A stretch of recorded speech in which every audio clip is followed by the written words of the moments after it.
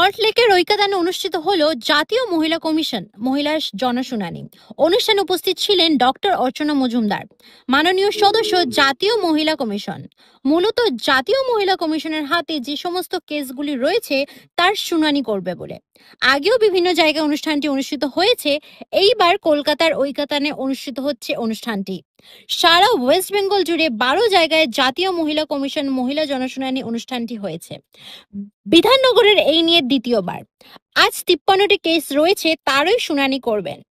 Doctor অর্চনা মজুমদার জানান, চাঁদ সওদাগরের মনসা পুজো যেমন আমাদের পশ্চিমবঙ্গে কমিশনের অবস্থা ঠিক তেমন। মেয়েদের জার্সি দেওয়ার প্রক্রিয়া কমিশন করছে, খুব বাজে অবস্থা। একজন ভিকটিম বলে অন্য একজনকে পাঠিয়ে দিচ্ছে, কোনো নোডাল অফিসার আসেনি। ভারতবর্ষের 14টা রাজ্যে এইরকম অসুবিধাগুলো হয় না। চাঁদ সওদাগরের মনসা পুজো জানেন, আমাদের কমিশনের অবস্থা পশ্চিমবঙ্গে ঠিক তাই।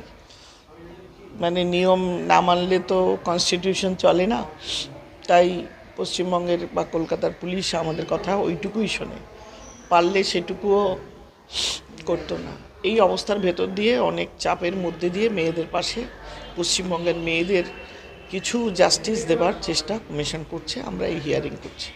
খুব আনফর্চুনেট, একজন ভিকটিম বলে আরেকজন ভিকটিমকে ডেকে দিচ্ছে, আসলজন সম্মানই পাচ্ছে না।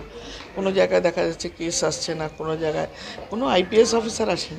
চিন্তা করুন, একটা কমিশনের হিয়ারিং চলছে, কোনো নোডাল অফিসার নেই, সব এসডিপিও এবং আইও আইসি এই নিয়ে কাজ চালাচ্ছে। যাই হোক, আমাদের উদ্দেশ্য জাস্টিস দেওয়া, ইনস্ট্রাকশন দেওয়া, হিয়ারিং করা, সেগুলো আমরা করছি।